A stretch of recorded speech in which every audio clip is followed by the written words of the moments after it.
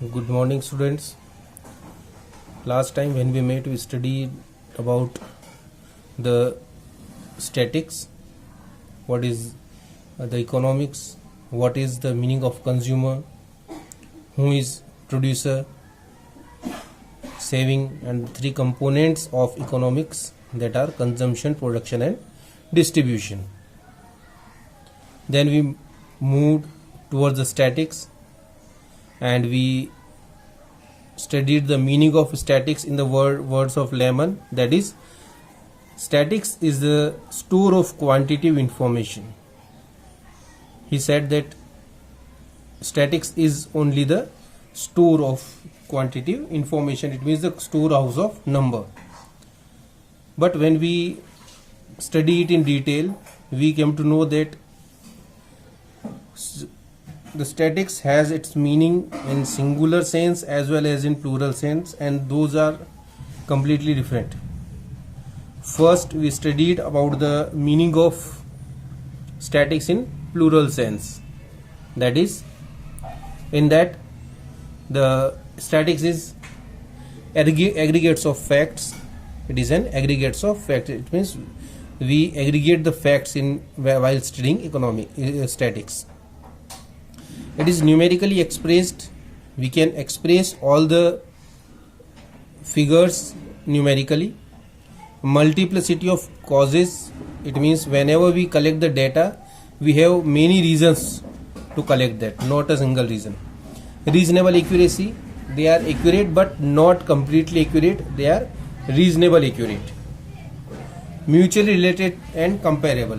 The figures are mutually related to each other and they are comparable. It means we can compare the figures which are given to us. Predetermined objective.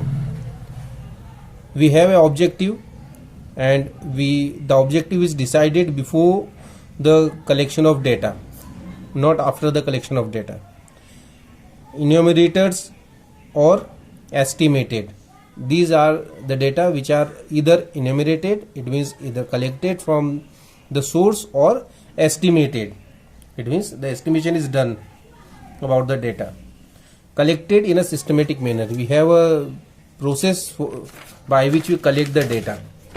So this was the meaning of statics in plural sense. Now when we study the statics in singular sense, it is method relating to collection, classification, presentation, analysis, and interpretation of data. What it says? It says that there are 5 stages of statics in which the data is studied. It starts with collection of data. It is the first stage.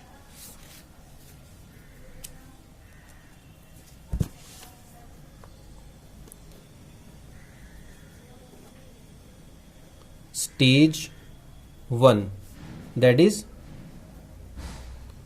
collection of data. Statics is a method. What is it? It is a method in which we follow some steps. The step 1 is collection of data. Stage 2 is classification of data. It means what we do, we classify data, we distribute data. Then stage 3, that is presentation of data. Presentation, it means to show data to other. Then we have the 4th stage, that is analysis of data. Analysis of data. And then of data.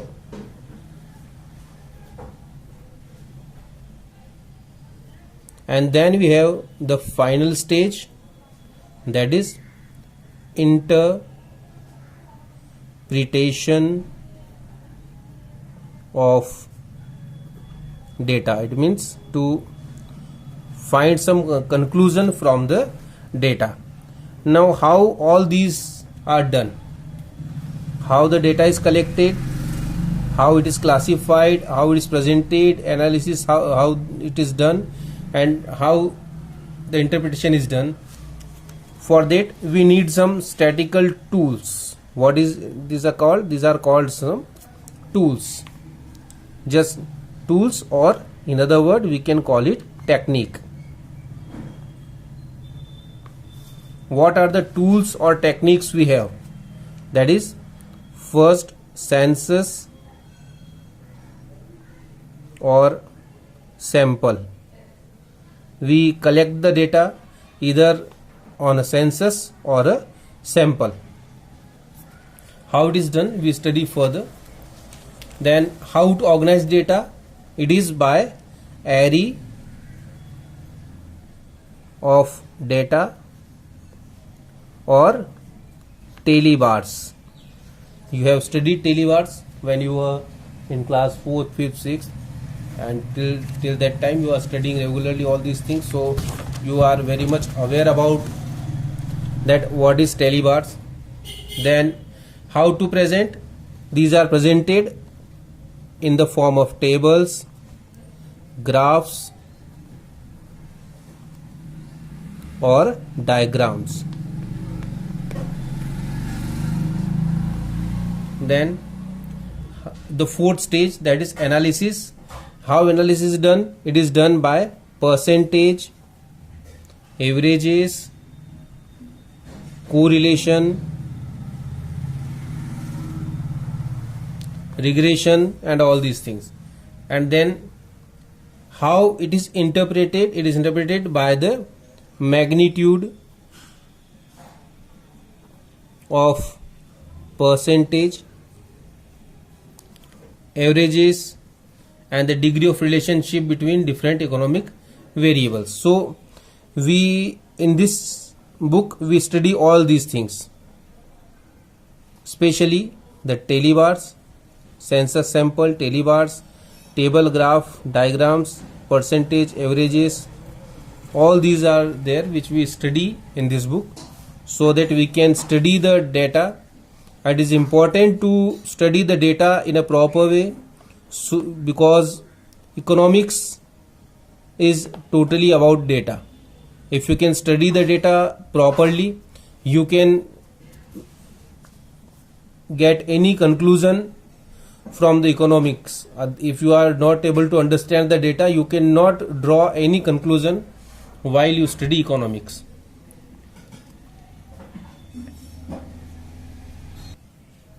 Scope of statistics. What is the scope of statistics? It is can be expressed by the following items. That is, about first one is the nature of statistics. Then the subject matter.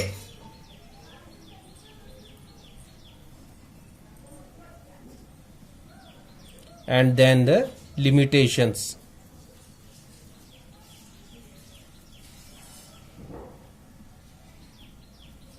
So we need to study all these. First, the nature of statistics. What is the nature of statistics? It is, when we study the nature, what we find that it is an art as well as a science. Why it is an art and why it is in science?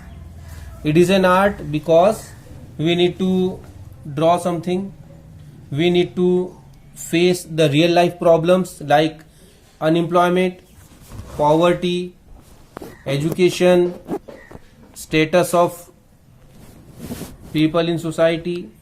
We study all the issues which are related to arts. With this, now what we do to find a conclusion? What we do? We study those data and we analyze the data with the use of percentage, averages, correlation, and all other things. So now all these are the parts of science.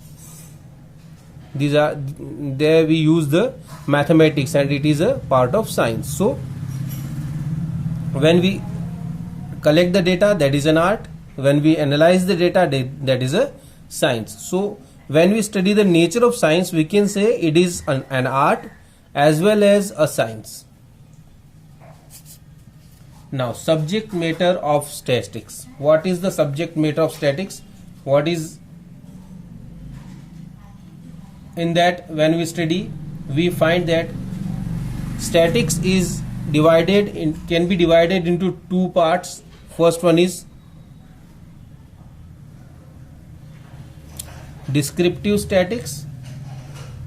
Second one is inferential statistics. Now, what is descriptive statistics and what is inferential statistics? Descriptive statistics is the statistics when we analyze the data by the use of percentage, averages, and other measures of central tendency. When we use all these, what we do, we describe the data. So it becomes a descriptive subject or descriptive statistics. Now we come forward to inferential statistics. When we come to the fifth stage and we find out the conclusion with the use of some mathematical procedures, at that time we can call the statistics as inferential statistics. Now we move forward to the third stage, that is the limitations of statistics. Every subject have some limitations. No one is perfect. So what are the limitation of statistics? Statistics must be regarded as an instrument of research of great value, but barring severe limitations which are not possible to overcome. This was said by Newsham about the limitation of statistics. Now, what limitations we find when we talk about the statistics? First one is that it is just the study of numerical facts. What it is? It is just a study of numerical facts. Then study of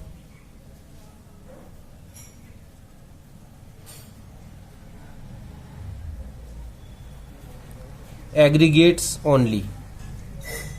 It is the study of aggregates only. It means we just get the aggregates and then we study the aggregates, not the complete data. It means whenever, suppose we are talking about the salary of teachers, we collect the data from all the teachers of school, but we are not going to study the data given by each teacher. What we do, we find out either the average salary or the total salary, and then we study, or then we find some conclusion from that there. Then homogeneity of data.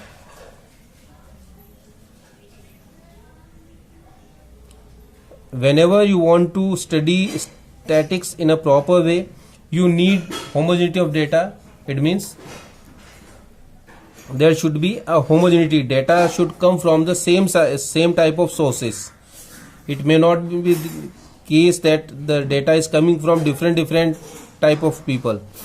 So that is an essential requirement. Then results are true only on averages.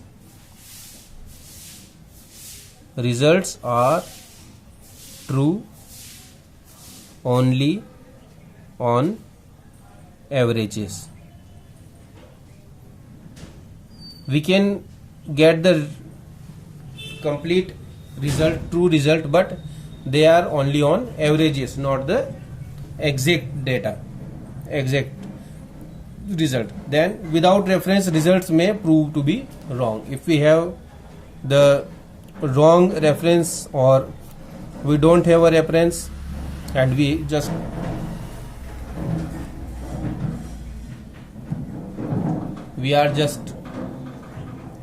studying the data, there may be some wrong result because the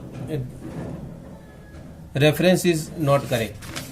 Then can be used only by the experts. The data which is presented by statics, that can be used by experts. It means no one can understand the whatever the graphs, whatever the diagrams, whatever the averages what they are presenting, that cannot be understood by each and everyone. That can be understood only by the experts. So we always require an expert who can understand the data. No one others can expert. Then prone to misuse. When we are providing our data to someone others, they are prone to misuse. It means they can be misused anytime.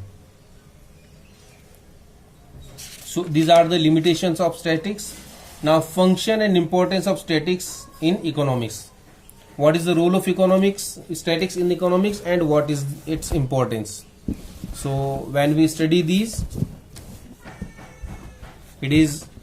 all these are given in the book. Right now we are studying on page number 14. Quantitative expression of economic problems. What is the statics? It is the quantitative expression of economic problems. We just like we face the problem of unemployment, price rise, shrinking export, or any other problem. What we find that without statics or without number, we cannot express that what is going in down there in the society. So it is the quantitative expression of all these problems, how much or how many the problems are there. Intersectoral or intertemporal comparison. We can compare two sectors of economy, or we can compare two types of economy, just like urban and rural, or the magnitude of the problems. Intertemporal, it means the understanding of magnitude of problem, how much the problem is bigger. So we can compare because we have the numbers. If the statics is not there, then we don't have the numbers. So we cannot compare two sectors or two magnitude of different problems.